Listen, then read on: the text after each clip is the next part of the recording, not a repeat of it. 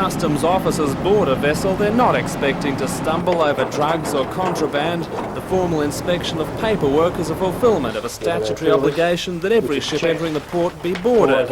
And anyway, no one could reasonably expect 2 men to search an entire ship for contraband. These customs officers have risked their jobs to say publicly that the present system isn't working. Yes, it will get through any system. It doesn't matter how good the system is. If we're going to go to a new system, we want the best system that we can possibly get. But yes, I believe that there are narcotics and quarantine goods getting through. Everybody fears narcotics. That's the fear of everybody, because we've all got families in Newcastle, and I've got a 14-year-old boy, and other members of the staff have got young children, and naturally we fear narcotics. It's often argued that with Australia's vast, lonely coastline, a drugs runner doesn't have to come into a harbour to import contraband. But operating in isolated areas attracts suspicion, unlike carrying goods down a gangplank in broad daylight, especially if the risks aren't much greater. We have 4 officers, that is patrol officers, on duty on each shift with the exception of dog watch, where there are 2. Now, if the patrol officers are at the furthest end of the patrol area, it's extremely easy. If the patrol officers happen to be within the area when the person walks down the gangway, there's a good chance that he will be apprehended. Well, it's clear that the key to controlling illegal imports is better intelligence gathering techniques, and that's something that the Customs Service is working on right now. They've introduced a system known as SET, Contraband Enforcement Teams, which replaces the present 24-hour patrols. SET teams won't waste time on routine patrols. They'll only concentrate on vessels targeted through the intelligence network. Newcastle Customs Sub-Collector Peter O'Malley is in charge of introducing SET to Newcastle. He's also planning to cut the number of customs barrier officers from about 30 to just 19. How can you argue that you can do a better job with less people? Right. The ways and means of doing it is what we're talking about here. SET is a very proven initiative taken by many customs services throughout the world, and it targets particular vessels or containers or whatever, and you put your resources where your resources are needed. Part of the SET plan involves the elimination of night patrols in Newcastle Harbour. Those man-hours are apparently better used by the SET team for intelligence gathering, except that they only operate on weekdays during normal working hours. The biggest concern we have is that the community of the Hunter Valley and Newcastle itself are not going to be thoroughly protected for 24 hours a day. The new system is a risk assessment system that we feel has to be backed up with a 24-hour surveillance system. To close the customs area down at 5 p.m. in the afternoon is not conceivable to us as far as community protection is concerned. I'm Tom Hilston for NBN News.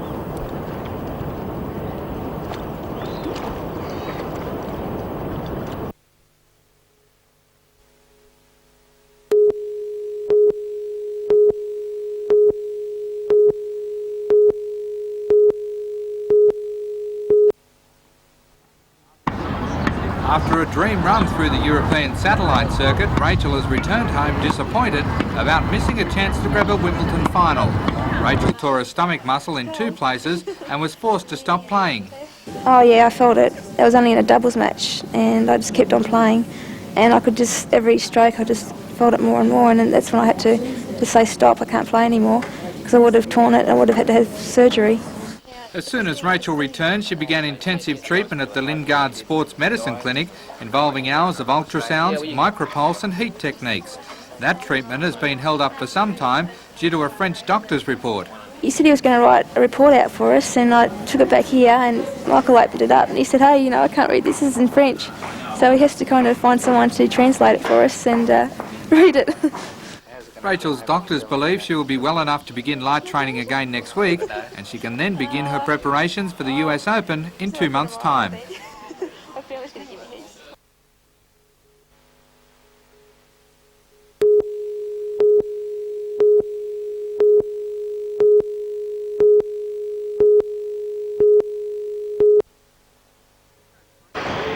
Coach Bruni rates the Falcons as one of the most dangerous and unpredictable sides in the competition. Canberra, currently joint leader of the NBL, believe Newcastle should be fared despite their poor record of only 2 wins, a fear supported by Falcons coach Ken Cole. I think realistically we can compete with everybody in the league, and from that point of view we're fairly dangerous. So it's nice to earn respect from people like Canberra. I think it's a good sign. Coach Cole says he won't be getting too cocky because they will be missing Neil Turner this week as he recovers from a blood disorder. Neil Turner's a real loss for us because the Canberra side is so big, and Neil had the ability, I think, to do a fairly decent job with Willie Simmons, even allowing for the quality of Simmons. But without Neil out there, we've really got to improvise a few other little things. But it's a learning year for us, and with all of our youngsters, it's an opportunity for somebody else to get to play a few more minutes than perhaps they would have normally got to. A sellout crowd is again expected at the Broadmeadows Stadium, and Coach Cole says it should be an edge-of-the-seat thriller as the Falcons plan to steal the match in the dying minutes. We've got to try and spread the floor out and keep the game nice and open and give ourselves a shot at it in the last 5 minutes. Keep it close for the last 5 and then try and win the game.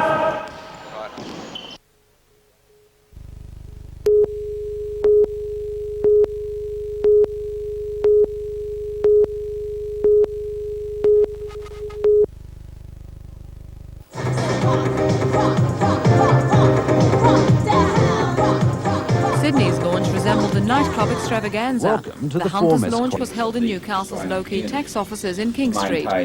Commissioner of Taxation Trevor Boucher launched the tax office school kit. The kit's aim to demystify tax and help inform future taxpayers. High school principals, educationalists, including Regional Director Alan Baird, and a group of students were there to sample the kit. The kit's mainstay is a video called The Insiders, A Journey Through 4Ms. While Sydney school kids found the video boring, students from Merewether High thought the opposite. I didn't mind it. Maybe they're different to us down here, I don't know. Some of the scenes were a bit old-fashioned, but it just made it very comprehensible and easy to understand, and I thought it was pretty good. A kit has now been sent to all Australian high schools.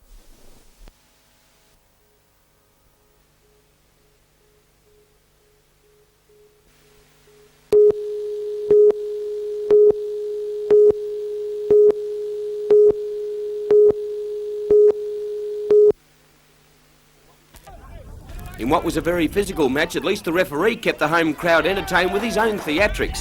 And some of the tackles in the first half would have done Wally and the boys proud. Australs pressed forward in the 5th minute, and it was only great keeping by Dragon Papavac that saved the day for Warringah. 10 minutes later, Australs were on the attack again, with a great header by Porter to McWhirter and then on to Elric. But that man Papavac was there to keep the home side out once again. Warringah's only real chance in the first half came from a great shot by Wayne Pearce. But Australs should have gone to the lead after Bailey combined with Kevin Shell, but the Englishman's shot was wide. Soon after the break, Warringah nearly scored. Then Australs raced the ball forward, and after a goal-mouth scramble, many of the players thought the ball had crossed the line, but the referee said no goal. Only a couple of minutes later, Warringah also nearly scored. To end a very frustrating game for both teams, Warringah's Alan Dean let off a bit of steam and ended up with an early shower. Australs 0, Warringah 0.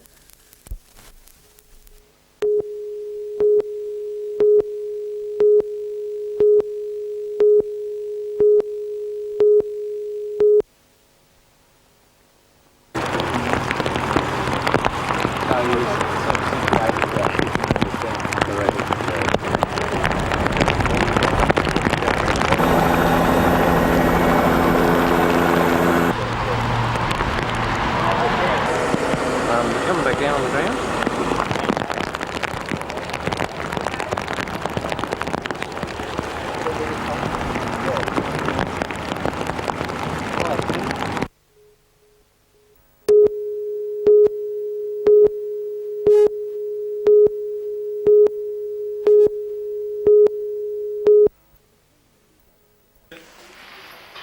The 22 rabbits were found on a property adjacent to Cessnock training track. RSPCA officers raided the track on Sunday after receiving a number of calls about live animals being used for coursing.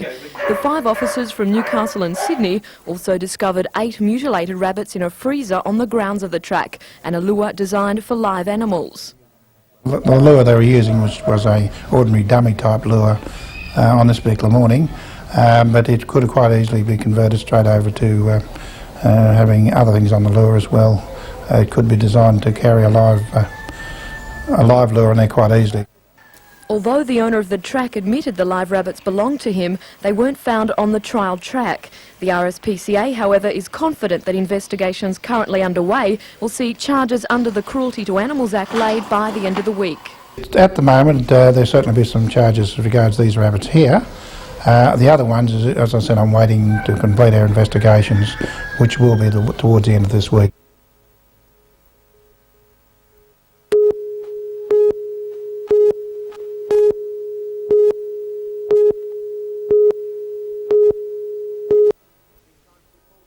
In big-time football, there's no excuses, and in-form hooker Tony Butterfield has been relegated to the reserves bench for failing to attend training on Saturday.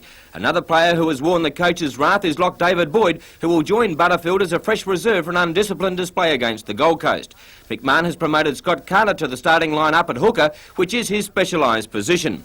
Other changes to the side are the inclusion of Tony Kemp from suspension and Michael Hagan back from representative duties. The full team is Worth. Doyle moves back to the wing with Frendo on the opposite flank. Miller and Kemp in the centres. Hagan and Fulmer are the halves. McKinnon is at lock to replace Boyd. Stewart and Goulding are the second rowers, and the front row is Johnston, Carter and Sargent. Coach Alan McMahon will decide between Butterfield, Boyd and David Thorne as to who will be the fresh reserves. A reminder that NBN will telecast a replay of the Knights versus St George clash at 5 o'clock this Saturday.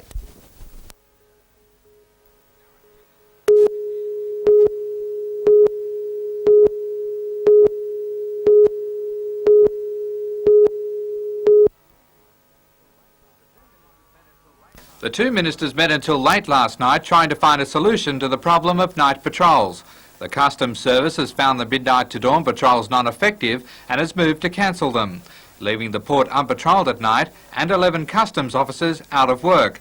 Mr Pickering is less than happy with that decision and wants it reversed. Both ministers agreed that a task force to review the decision, headed by the state's top-ranking police and customs officials, could find a workable solution. Terms of reference are now being drawn up by the Controller General of Customs to go before both ministers and then onto the task force. It's hoped the joint review will be in operation within the next month. Darren Curtis for NBN News.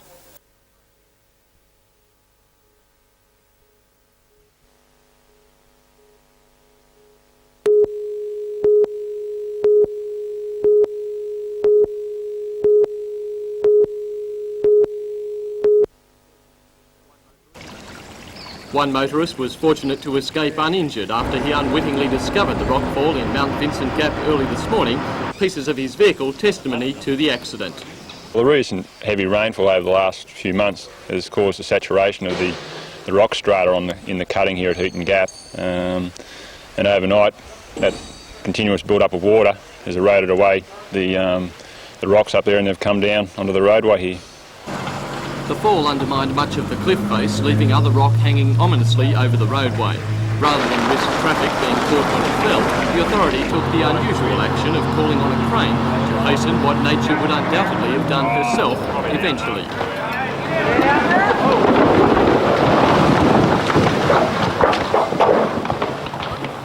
The Road Traffic Authority knows this is really a race against time. The school holidays start tomorrow afternoon, and if the road is not cleared by then, and there's a good chance it won't be, thousands of motorists will have to add many kilometres to their trips. The gap is on the link road from the New England Highway to the F3 freeway, the principal route for traffic travelling from Sydney to the state's northwest. Until it's cleared, all except local vehicles are being directed through Swansea and Charlestown. Motorists also had other rain-induced problems today. Many roads already in poor repair have been extensively damaged as the continual water weakens their structure and deepens potholes. Many minor roads have been cut altogether, and several small communities are expected to be isolated for at least another 2 days. The Hunter River topped this morning, peaking at 9.8 metres at Maitland. It was too much for many levee banks north of the city, and the vast inland sea continued to grow as pasture land was flooded and more livestock trapped on high ground. Despite a high water mark which left it at suspect pylon, the Morpeth Bridge stood firm overnight. The Road Traffic Authority hopes the historic crossing is now out of danger. However, it will be closed to traffic until an engineer can verify its safety. The Bureau says the rain should clear overnight, and the State Emergency Service now expects the waters to drop fairly rapidly. Ross Hampton, NBN News. Considerations that came first and foremost.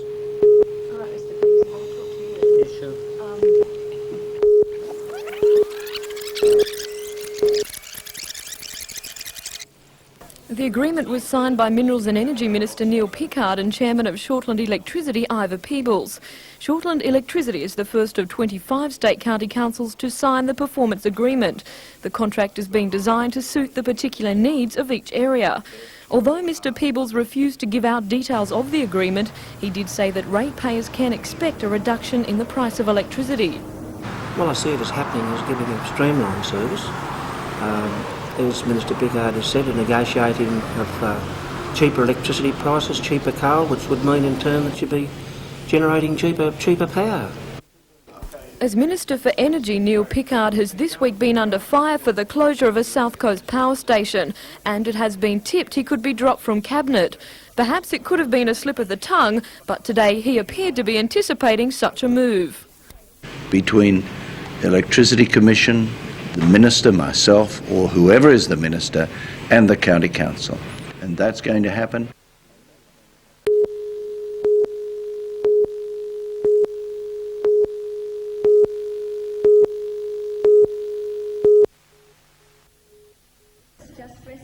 Ever since the Royal Newcastle Hospital set up a rheumatology unit, one essential patient treatment component has been missing, a hydrotherapy pool. The hospital estimates 20,000 people a year could be helped with a specialised pool like this one in Rankin Park Hospital. Sketches were drawn up. The Newcastle Knights football team helped launch an appeal to raise money. But 12 months later, the hospital was still almost $200,000 short of the $500,000 needed. Retired engineer Herbert Frost had no family and wanted to leave his entire estate, including a house, to the hospital. Today, the public trustee, executor of the will, handed over a cheque for $100,000. The hospital is expected to receive a total of $170,000 altogether. Oh, we're naturally thrilled because of the size of the bequest. We've never had this sort of money left to us for this particular reason before.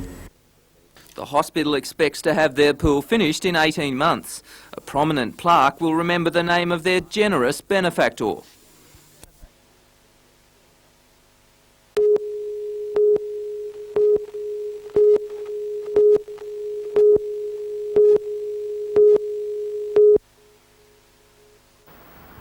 Despite the gloom from Sydney real estate agents and home buyers, Newcastle agents are not too concerned. Spokesman for LJ Hooker Belmont, David Marshall, says the local market is standing up quite well.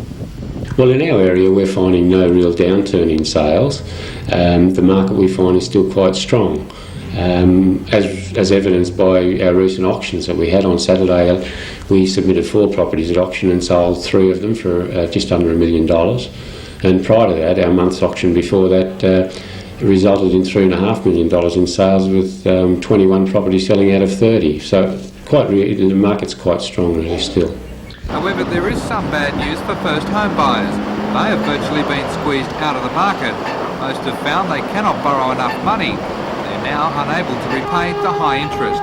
This means the deposit gap has widened, forcing new home buyers to save more before they consider buying, while houses in the cheaper brackets are bought up by investors.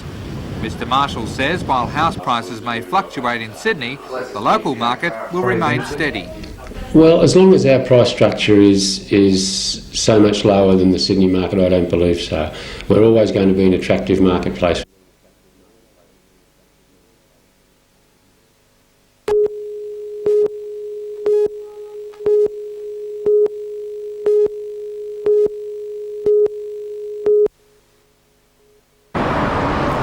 Transport Authority figures show that 30 to 40% of all fatal or serious accidents in the Hunter region involve a heavy vehicle. It is because of these horrifying statistics that police and the RTA are clamping down on vehicles over 12 tonnes.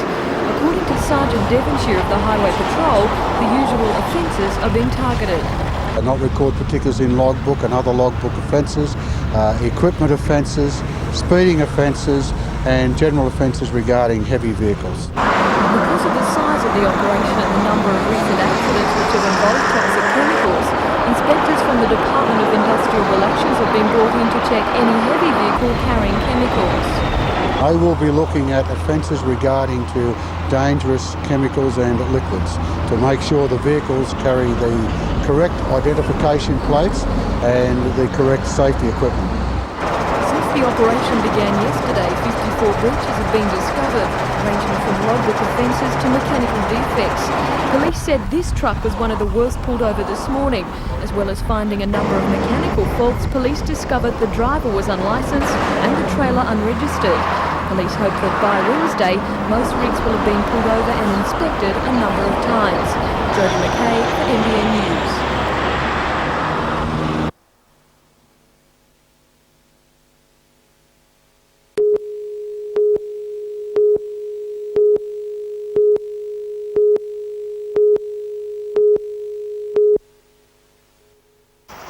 The Cowan brothers were sentenced to 22 years each for the assault on the woman. The victim had been camping with her husband in the Barrington Tops in December 1987. The Cowan brothers tied up the husband before assaulting the woman. Last night, prison warders heard scratching noises coming from their C-wing cell. The inspection this morning found that the brothers had dug a 7 by 3 centimetre hole into the sandstone block and removed the surrounding mortar. The hole was plugged with a mixture of spack filler, bread and paper, painted over to match the wall colouring. A blanket and cupboard was then pushed against the wall to conceal the digging, and the inmates had gone to great lengths to remove any traces of dust or debris. Although the plan was only in its early stages, Senior Assistant Superintendent to the jail, Ray Holt, says if it had gone unchecked, it could have seen the men out on the street. Well, there wouldn't have been any worries tonight, but I say possibly another fortnight. At the stage that they were going at, I say they could have been out by then. A search has so far failed to find any digging implement. However, officers believe they had been working for at least a week with a pair of scissors, paint scraper or nail. The brothers have been separated and are being questioned, and it's expected they will be charged with attempted escape later tonight. Darren Curtis for NBN News.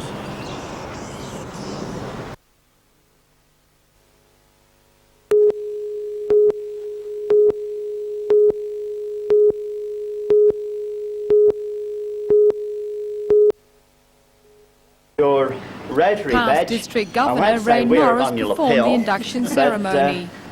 We are told when we wear our Rotary badge, we wear it with pride.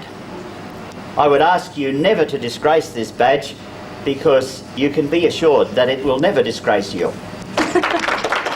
Lynn Edgerton is the first woman to join the 10 men in the Jasmine Shortland Rotary Club. Rotary has been an all-male affair since it began. Lynn says she faced a number of hurdles in becoming a member, including reservations amongst other Rotarians and in particular their wives. But now she faces another hurdle. Rotary International says the induction ceremony was premature and won't recognise it because women cannot become members until July 1. Jasmine Shortland Rotary Club District Governor Jack Ladder received a head office phone call this morning which pointed out the blunder. The Jasmine Shortland Rotary Club is all in favour of admitting women and had simply been eager to get the show up and running. With this eagerness, they jumped the Rotarian legal gun, and Lynn will have to wait until Saturday before she is a fully fledged member. But the Jasmine Shortland Rotary Club can take heart. 2 Sydney clubs have done exactly the same thing. Willie Lafitte for NBN News.